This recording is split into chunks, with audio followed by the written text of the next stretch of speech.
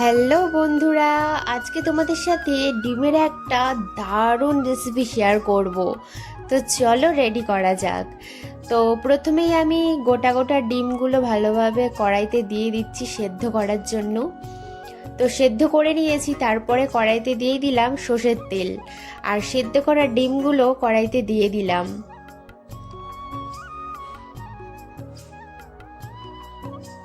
তারপরে ভালোভাবে লাল লাল করে নেড়েচেড়ে ভেজে নিয়েছি। দেখো পুরো লাল লাল হয়ে গেছে, আরও একটু লাল লাল করে ভাজবো। দেখো পুরো লাল লাল হয়ে গেছে, কড়াই থেকে তুলে নিয়েছি। আর এদিকে দেখো টমেটো, পেঁয়াজ, ধনেপাতা, তারপরে রসুন, কাঁচা লঙ্কা সব কেটে নিয়েছি আমি। তারপরে কড়াইতে আর একটু সর্ষের তেল দিয়ে দিয়েছি, দিয়ে ভালো করে একটু নেড়ে নিলাম। তারপরে ওর মধ্যে দিয়ে দিলাম চেরা কাঁচা লঙ্কা 3টে। কাঁচা লঙ্কাটা একটু হালকা হালকা ভেজে নেব।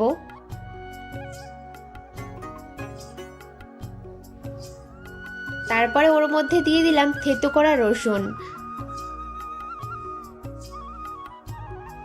রসুনটাও একটু হালকা হালকা ভেজে নেওয়ার পরে আমি দিয়ে দিলাম ওর মধ্যে কেটে রাখা পেঁয়াজ। আর পেঁয়াজটা একটু ভাজা ভাজা হয়ে গেলে ওর মধ্যে দিয়ে দিলাম টমেটো কুচি।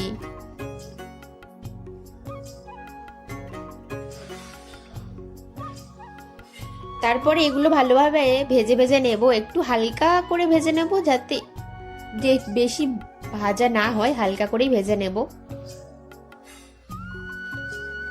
তো ভাজা হয়ে গেছে, তারপরে কেটে রাখা আলুগুলো এর মধ্যে আমি দিয়ে দিচ্ছি।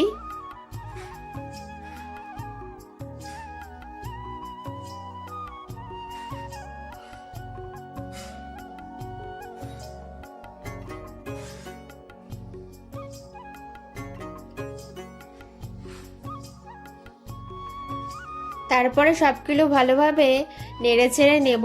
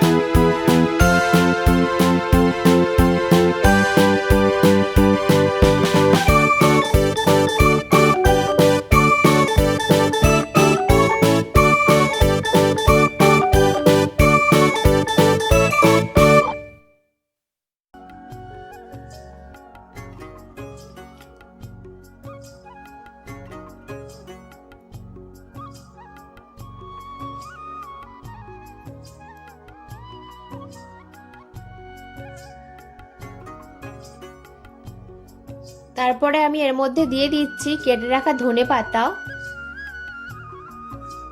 ধনেপাতাটা দিলে ভালো একটু স্মেল আসে, আর খেতেও ভালো লাগে বেশ। আর তারপর ভালোভাবে সবকিছু নেড়ে ছেড়ে নিচ্ছি, একটু কষিয়ে নিচ্ছি। 10-15 মিনিট, একটু 5 মিনিট কষিয়ে নেব। 5 মিনিট একটু কষিয়ে নেব।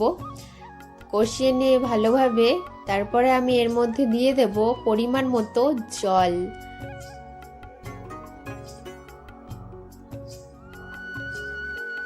জল দিয়ে একটু ভালোভাবে সবকিছু নেড়ে ছেড়ে নিলাম। এবার আমি ঢাকনা দিয়ে দেবো একটু পরেই নেড়ে ছেড়ে।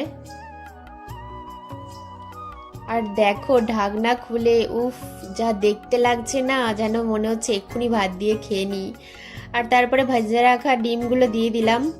তো দিলেই কিন্তু আমাদের এই ডিম কারি রেডি হয়ে যাবে। আচ্ছা, তোমাদের ডিম কারি কেমন লাগলো অবশ্যই কিন্তু কমেন্টে জানিও। আমার তো দারুণ লাগে এটা খেতে। আর পারলে আমার চ্যানেলটা কিন্তু সাবস্ক্রাইব করে আমার পাশে থেকো। আর নেক্সট ভিডিও দেখার জন্য আমার চ্যানেলটা সাবস্ক্রাইব করে বেল আইকনটি অন করে রেখো। টাটা।